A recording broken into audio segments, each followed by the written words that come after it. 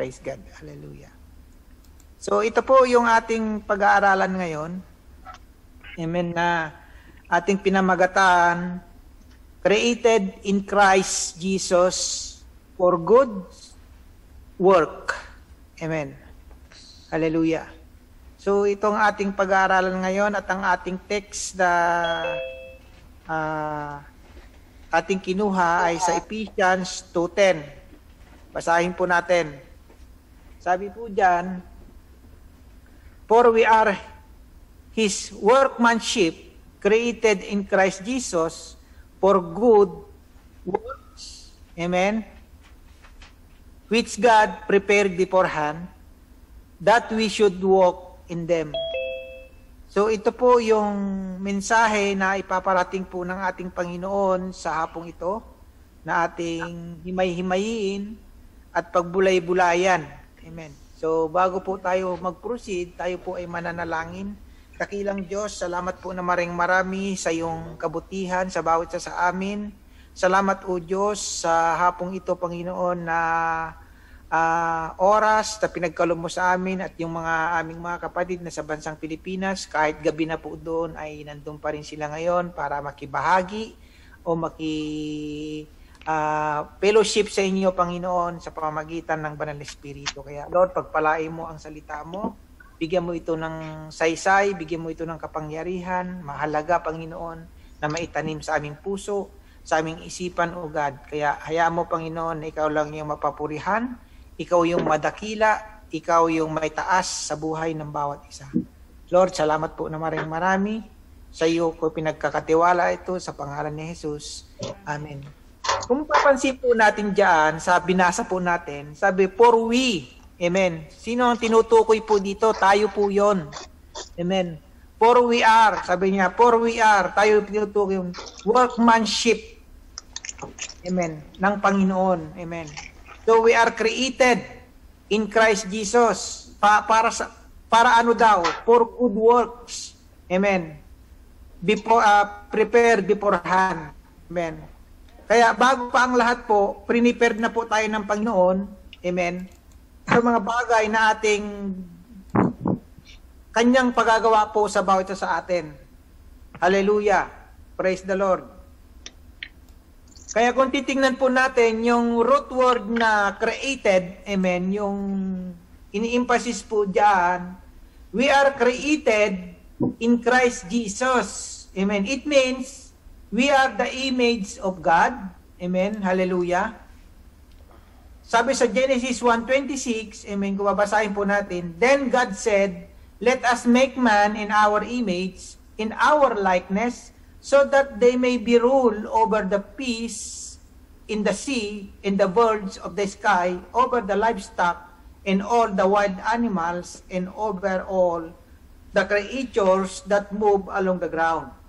So ninalang daw po tayo na bilang kawangis ng Panginoon. Amen. So, if God is made as a likeness, amen, so you are made with a purpose. Hindi mo gagawin ng isang bagay, amen, para walang purpose. Kagaya po yung TV. Ginawa po dyan para may purpose sa tao. Amen. Para ano? Para panuuran po natin, makakita po tayo ng mga balita. Amen. Mapanood natin kung gusto natin mapanood ng mga artista. Amen. Na ating minsan yung mga iba iniidolo. Siyempre, makikita po natin yan. Yun yung purpose ng TV, kaya po ginawa yan. Ganon din ang cellphone. Ano ang purpose ng cellphone? Bakit create yan? Pang-tawag, pang-text, amen, pang-video call, amen, pang-chat, pang-Facebook. So, yan po yung purpose ng cellphone. Why create? Same to us, bakit tayo create ng Panginoon? There is a purpose. Amen. You are made, sabi po dyan, you are made to serve God by serving people. Amen. So, kaya tayo naman create ng Panginoon to serving people. You do not exist for yourself. Amen. But we are God's workmanship, created in Christ Jesus to do good works, which God prepared in advance for us to do. Amen. So mayroon po tayo, kaya tayo linalang ng Panginoon, bawat isa po sa atin ay mayroon pong purpose ng Panginoon sa buhay po ng bawat isa. Hindi ka nilalang na bilang kawangis ng Diyos na wala kang purpose, wala kang halaga sa Kanya. Kaya ka nilalang ng Panginoon kasi mayroon kang halaga para sa Kanya. So just like a potter, linagay ko dito, in example ko po, a clay pot to hold the water, di ba? Kaya ginawa po yung banga na yan, yung nasa probinsya, kung matatandaan po natin, yung mga unang mga ninuno natin nung araw, ang pinaglalagyan po nila ng tubig ay yung banga, yung pater, yung clay. Ginatong Jesus iPhone. Kuya ko po yan, Pastor. So yung po, ganun din yung just like a wood, amen, yung wood, crafter wood, and like a chair for use for sitting. Yung yung wood, pwedeng tinabas yan, pinorma, ginawang upuan para magamit na upuan. Amen. So, we are God's workmanship made for the purpose of serving Him. Amen. We are made to get in and make a contribution in God's work. Kaya tayo po, nilalang po tayo ng Panginoon dahil may purpose siya na tayo po ay maging kawang gawa niya po. Amen. If we are made to do good works, it means we are made to be blessing to others. Amen. The Bible says is what God prepared in advance for us to do. So this is His plan for us, every one of us. So tayong lahat po ngayon na tumitingin dito sa screen na to, nakikinig sa akin, lahat po tayo ay mayroong purpose. Amen. To do good works. Amen. I-contribute po natin yung ating mga dapat nating magawa sa Panginoon. Amen. At maging blessing po tayo sa marami. Amen. Hallelujah. So yun po yung sinasabi ng Panginoon. Kaya kung titignan po ngayon, amen, kung mayroon kang dyan, ay, di ko maano to. Kung titignan mo ngayon, bilang tao ka ngayon nakaupo dyan, amen, kung mayroon kang katabi, amen, ngayon kung wala ka namang katabi, tapikin mo na lang yung balikat mo. Sabihin mo, mayroon kang purpose. Tapikin mo, mayroon kang purpose. Tapos sabihin mo sa katabi mo, unique ka pala. Unique ka. Ngayon kung sabihin wala kang katabi, unique ako. Ganon. Unique ako dahil na lang ako ni Lord. Amen. So kasi wala kang katabi eh. Hallelujah. So yun yung natin, purpose po natin sa Panginoon. Tuloy po tayo. Amen. So since we are created in Christ Jesus for good works, sabi sa Romans 1:20, amen, kung titignan po natin, for since the creation of the world, His invisible attribute, His eternal power, and divine nature have been clearly seen, being understood through what has made, amen, so that they are without excuse. Kaya lahat po tayo, nilalang po ng Panginoon para maging co-worker po tayo. Hindi yung, hindi ako bagay dyan, sila na lang. Hindi pwede. Hindi pwede yun. It's not a reason. Hindi ka pwedeng, hindi mo sabihin na ikaw excuse, amen, sa paggawa ng mabuti, sa paggawa ng gawain ng Panginoon, kundi kasama ka, you like it or not. Amen. So, since we are created in Christ Jesus, we are new creation. We need to do good works without excuses. Amen. Hallelujah. So kung ikaw ang new creation, na nilalang ng Panginoon, sabi sa 2 Corinthians 5:17, amen, therefore, if anyone is in Christ, he is new creation. The old has gone, the new has come. Amen. So, and then what is good works? Tingnan po natin. Ano daw yung good works na makikita natin?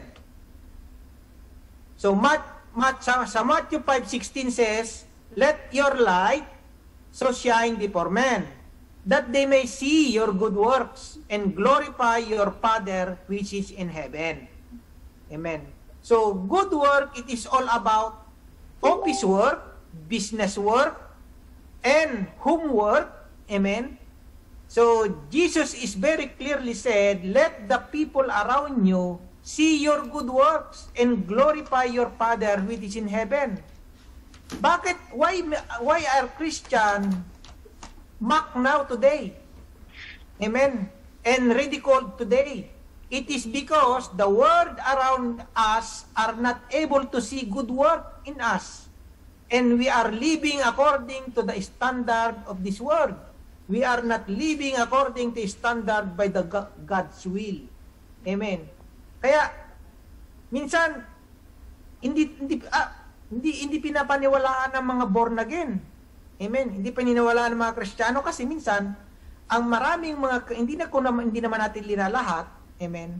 Pero mayroon pa rin talagang nakakasingit, amen, o nakakalusot na gumagawa po na hindi maganda. Kaya tuloy, napupulaan ang mga iba, nadadamay sa kagagawan ng iba. Kaya minsan, hindi sila naniniwala sa mga kasabihan na tayo po ay born again. Kasi ang nakikita ng marami o nakikita nakapaligid po sa atin ay yung pa rin minsan nandun pa rin yung makabundong gawa. Yung takbo, yung ayon ng mundo, doon pa rin sila nakikibagay. Hindi yung according to standard of God's will. Amen. Naintindihan po ba natin, mga kapatid, ang sinasabi natin bilang mga anak ng Diyos? Hallelujah. Dapat maintindihan po natin, kung tayo po ay anak na ng Panginoon, tayo po ay Kristiyano na, huwag na po tayong makiayon sa takbo ng mundong ito. Amen. Kundi, makiayon po tayo ayon sa takbo ng mga tagalangit. Amen. Kasi tagalangit na po tayo. Hindi na tayo taga dito sa mundo kung tayo po ay na kay Kristo na. Amen. You are new creation. Amen. Dapat yung old has gone, the new has come. Hindi yung new has gone, old has come. Hindi ganon. Amen. Dapat yung luma na, wala na, bago ka na. Amen. Hallelujah. Para ang nakikita sa'yo, puro maganda. Para pag sinabi mong, kapatid, mag-join ka ngayon sa service para makarinig ka ng salita ng Diyos. Pag sabi mo pa lang, pag ang nakikita sa'yo ay puro maganda, walang tanggihan. Amen. Sasama ka agad yan. Amen. Kasi everything we see in us is everything is good. Amen. Hallelujah. So tuloy po natin. Introduction pa lang tayo. So we need to do good works. Amen. Kaya mayroon din pinapagawa ng Panginoon sa atin na malaking trabaho. Amen. Ano 'yon? Sa Luke 2. Luke 2:10. Amen. Tingnan po natin. Baliktad yata yung verse ko. The harvest, sabi doon, the harvest is great, but the workers are few. So pray to the Lord who is in charge in the harvest as to Him. Send more workers into His field. Amen. Sabi doon, kung makikita po natin dito, malaki daw po yung trabaho, amen, na pinapagawa po sa bawat isa po sa atin na dapat natin gampanan bilang mga linalang niya na magiging kawang gawa niya. Kaya sabi, the harvest is great, but the workers are few. Amen. Kung titignan po natin yung sinasabi ng Panginoon dito, napakarami pong dapat mga tao na dalhin sa Panginoon na hindi pa talaga nakakakilala mismo sa Diyos. Amen. Napakalaki daw na sabi niya, the harvest is great. Sabi niya na marami tayong dapat anihin na dalhin sa Panginoon. But the workers are few. Amen. Kukunti. Amen. Nakakalungkot minsan sabihin, amen, sa pangkasalukuyan ngayon, amen, napakaraming mga tao, napakaraming mga Kristiyano, amen, dito sa mundong ito, amen, pero sila po ay tinatawag lang silang Christian talaga.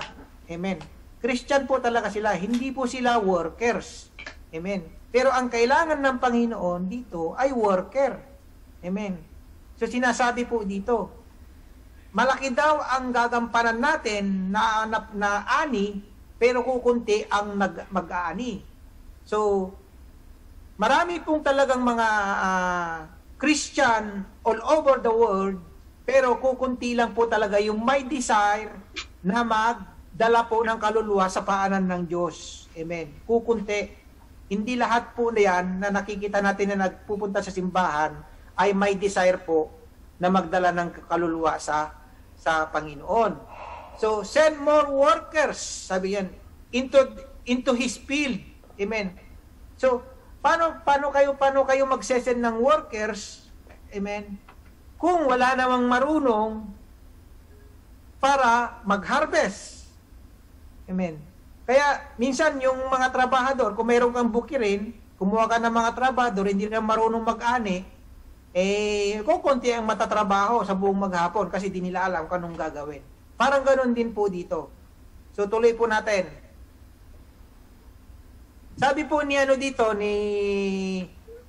John Piper, sabi niya ganon, kung titignan po natin, we must have interest, seek the harvest, and serve with kindness, love, and gentleness, and not merely to please ourselves, but pleasing God. Amen. Hallelujah. Ngayon, sa ating pinag-aaralan po ngayon dito, mayroon po akong some mga practical points kung paano gumawa po ng mabuti sa gawain po ng Panginoon at paano po natin siya mapiplace. So ano po yon? Una, go preach the gospel to all nations. Amen. Sabing ganon, go preach the gospel to all nations. So, sa Matthew 24:14 says, in this gospel, amen, in this gospel of the kingdom will be preached in the whole world as a testimony to the all nation, and then the end will come. Amen. Hallelujah. So, kung titingnan po natin dito, amen, dapat po ang nag-share, amen, sabi niya dito, this gospel, amen, be preached in the whole world as a testimony to all nations. Amen. So, dapat po kung tayo po ay mag-share po ng salita ng Diyos, amen, o gospel, dapat mayroon pong magandang testimony na sinishare po natin sa taong kinakausap po natin.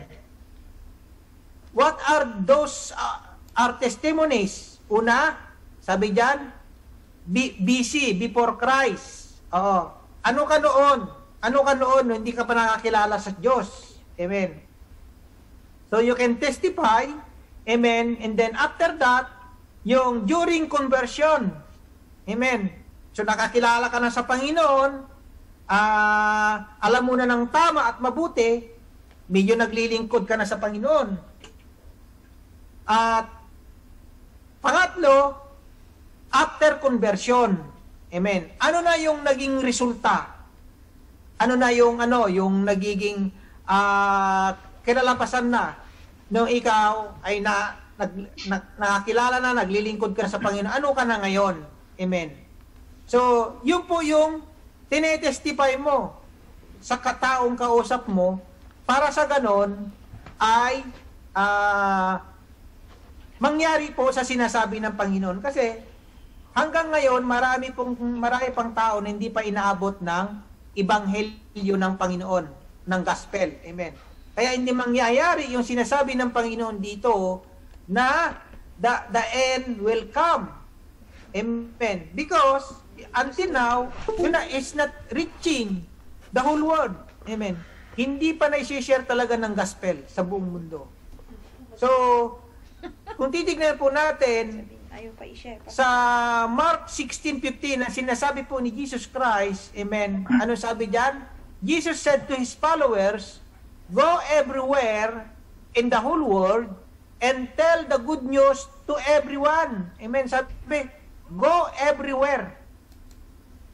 Amen. Dito po sa UAE, di mo na kailangan pumunta sa Israel, di mo na kailangan pumunta sa Africa, kasi lahat ng tao na nationalities po nandito na.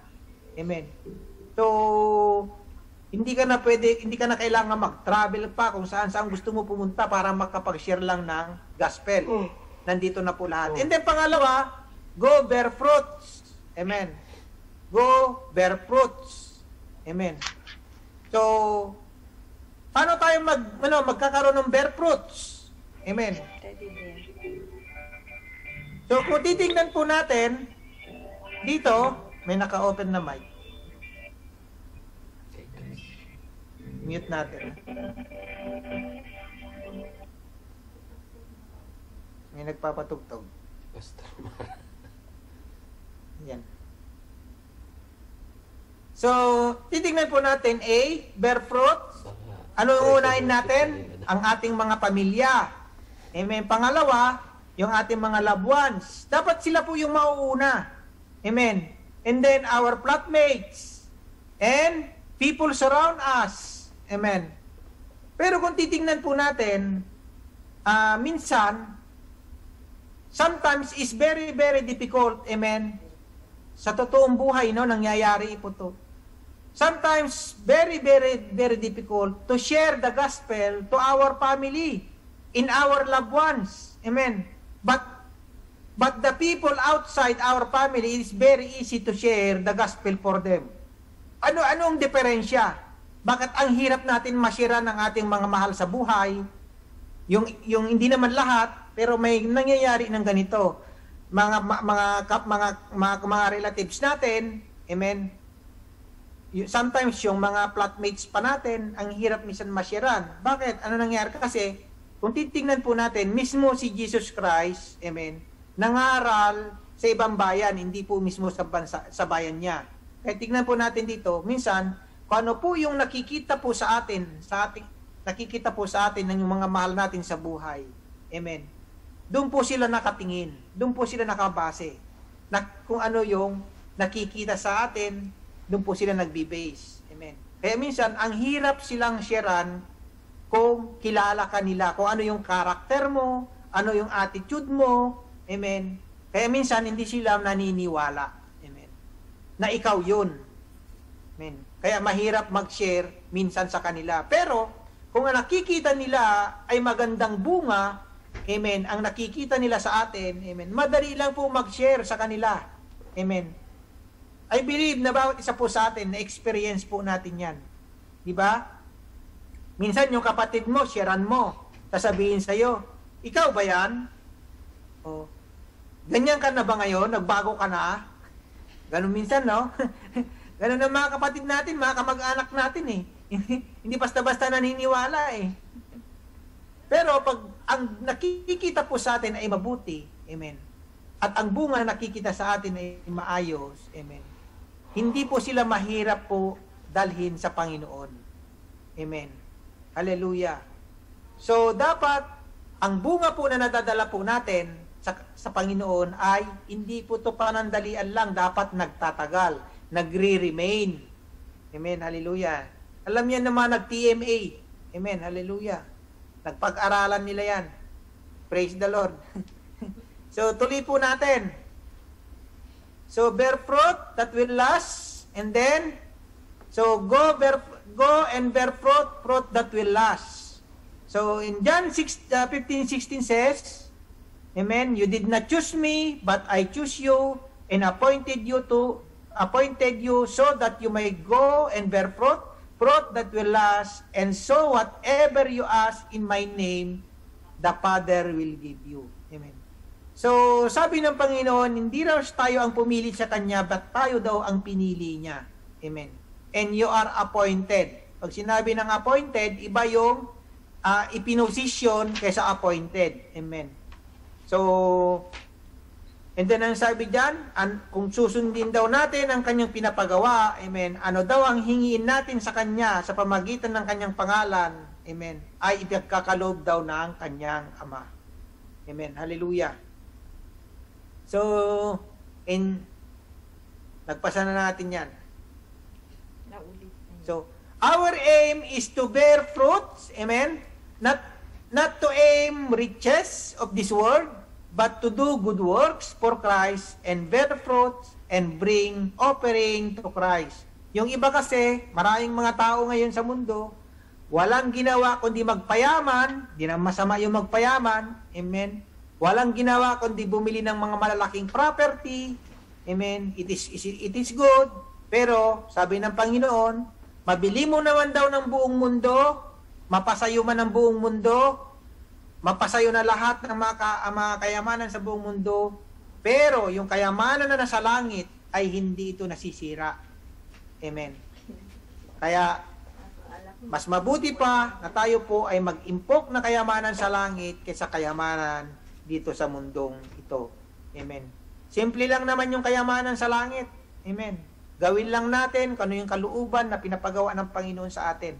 Hindi natin pwedeng dalhin yung sabi ni Pastor Jess, mag-impok daw ng kayamanan sa langit. Sige, mag-ipon ako dito ng salapi para pag namatay ako, bibit-biting ko yan papunta sa langit. Hindi ganon.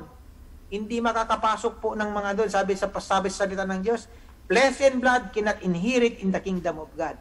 So, hindi po makakapasok ang mga kayamanan sa langit ng mga material na bagay na yan.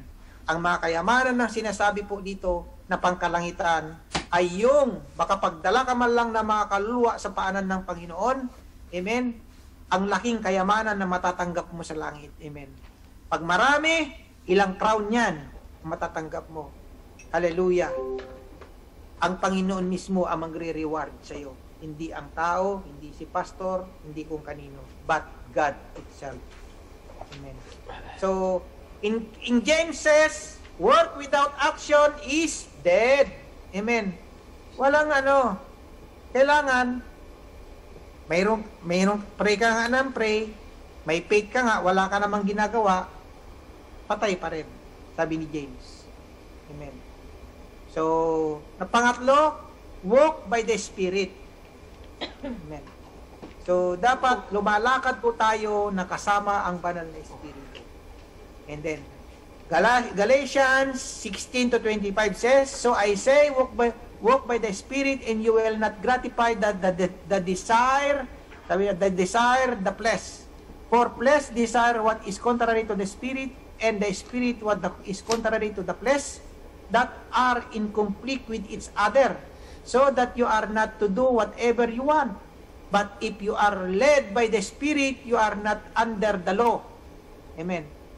These acts of the flesh are abuse, sexual immorality, impurity, and debauchery, idolatry, and witchcraft, hatred, discord, jealousy, which enrage, selfish ambition, dissension, faction, and envy, drunkenness, orgies, and the like.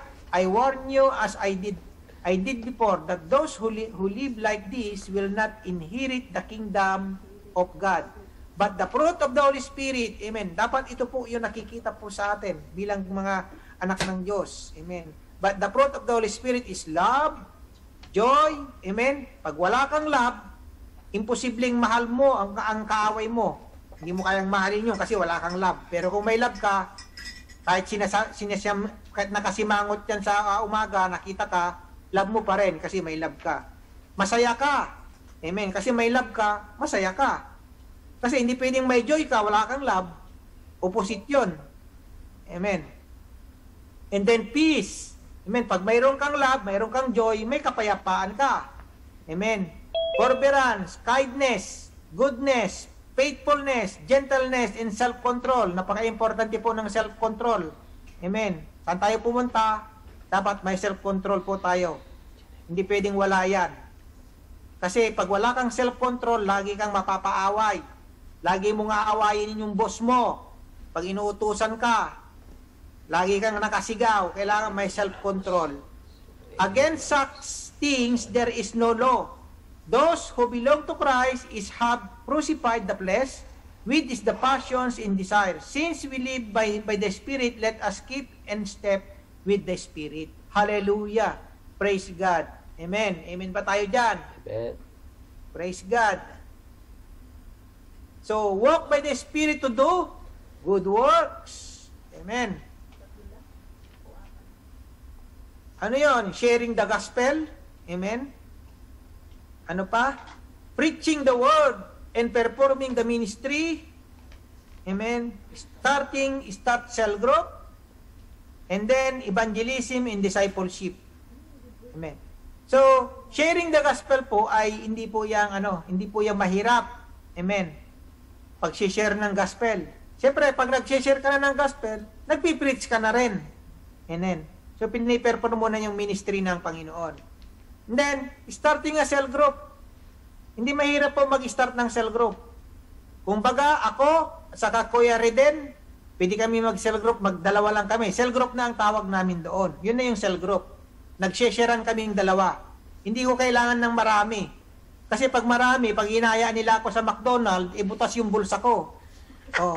At least kung dalawa lang kami, bibilang ko lang siya ng tsaa, kape, o piso lang. Oh, tipid ako. Di ba? Ganon. Hindi pwede yung napakarami kayo, pupunta kayo sa McDonald's. O lugi ka. Baka yung sweldo mo, ubos na. Tapos tatanungin ka ni Mrs., sa muli na yung sweldo mo. Eh di mo man sinabi na, ginastos ko sa ministry. O magagalit pa rin sa'yo. Bakit di ka nagtira? O. Yan ang sinasabi ko, kailangan, huwag ka mag-cell group ng isa-isa lang. Amen. 1:1 lang, para hindi mahirap, hindi mabigat. Amen. Kung lahat yan ngayon, nandito kayo lahat ngayon, i-cell group mo yan, 10, tapos sasabihin mo, punta tayo ng McDonald's, magkano isang burger? 25 dirham ba o 32? O di lugi, ka na, wala ka na, butas na bulsa mo. Lalo pag ako inaya mo, hindi kasya sa akin yung isa. Yari ka sa akin. Lugi ka. Hallelujah. Kaya, ganun lang po ang cell group, no? 1:1. And then, kailangan, pag nagse-cell group ka, kailangan, ma-disciple mo siya. Maturuan mo na ng magandang asal. Amen. Hallelujah. So, tuloy po tayo. So, evangelism and discipleship is important in the church. Amen. Matthew 28:18-20, ano sabi? Then Jesus came, sabing ganon, then Jesus came and said, all authority in heaven and earth has been given to me. Therefore, go and make disciples of all nations, baptizing them in the name of the Father, in the Son, of the Holy Spirit, and teaching them to obey everything I have commanded you, and surely I am with you always to very end of the world. Sabi ng Panginoon, nasa atin daw siya hanggang saan tayo pumunta. Amen. Kaya huwag kayong matakot na mag-share po ng salita ng Diyos sa ating mga kaibigan. And then, evangelism and discipleship must be prioritized in the church or cell group. All disciples of Jesus must be discipled. So, iba yung disciples kaysa disciple. Amen. Yung disciple pa lang, marami pang pinagdadaanan yan. Pero pag discipled na, amen, kahit pagalitan mo yan, hindi aalis yan, hindi masasaktan yan. Amen. Hallelujah. So, preaching the gospel are important. Ano pa? Matthew 14, yung sinabi natin kanina sa una, in this gospel of the kingdom will be preached in the whole world as a testimony to all nations, and then the end will come. Amen. So, preaching of the gospel is lead to salvation. Sharing the salvation leads to sharing the good news. It's all about Jesus Christ. And then, walking with Christ lead you everlasting life. Amen. Kaya napaka-importante po na lumalakad po natin ng kasama ang Panginoon lagi para tayo po, ang buhay po natin ay magkaroon po ng everlasting life. Subukan mong lagi ang barkada mo ang mga kalaban ng authority, yung mga pasaway sa gobyerno. Hindi ka aabutin ng isang taon. Amen. Kasi madadamay ka sa ginagawa nila. Pero kung si Kristo ang kasama mo sa buhay, ang matatanggap mo, ang ma-experience mo ay puro kabutihan at buhay na walang hanggan. Amen. So yun po yung pagkakaiba nun. Ano pa? Mayroon pa ba? O conclusion na pala tayo. Tapos na. Sabi niya, our God in heaven, He has plan for individual. We should live according for His purpose. Amen. Ano yung mga purpose niya? We must listen to God whatever He tell us to do. Amen. Pakinggan po natin ang sinasabi ng Panginoon, ang salita niya, yung Biblia. Amen. Spend time with Him through the reading of His Word and listen. Habang binabasa mo ang salita ng Diyos, pakinggan mo ang salita ng Banal Espiritu. Baka may sinasabi sa iyo na maganda. Amen. Seize opportunities to serve God. Habang tayo po ay nabubuhay, ay maglingkod na po tayo sa Panginoon. Amen. Mag-voluntary na po tayo sa Panginoon. Amen. Kasi kung kailan ng tumanda na, doon pala makaisip po na maglingkod sa Panginoon. Wala na. Kukunti na yung panahon. And then He reward you every good work you do in the ministry. Pagpapalain ka po ng Panginoon. God bless us all. Hallelujah. Tayo po manalangin. Dakilang Diyos, salamat po na marami sa iyong salita mo sa hapong ito. Lord, patuloy na ikaw, Panginoon, ang manguna at mag-remind, Panginoon, at sumama sa amin sa araw-araw, sa oras-oras, sa minuto, Panginoon. Samahan niyo po kami at gabayan at ingatan sa pangalan ni Jesus. Amen and amen. Hallelujah. God bless po tayo.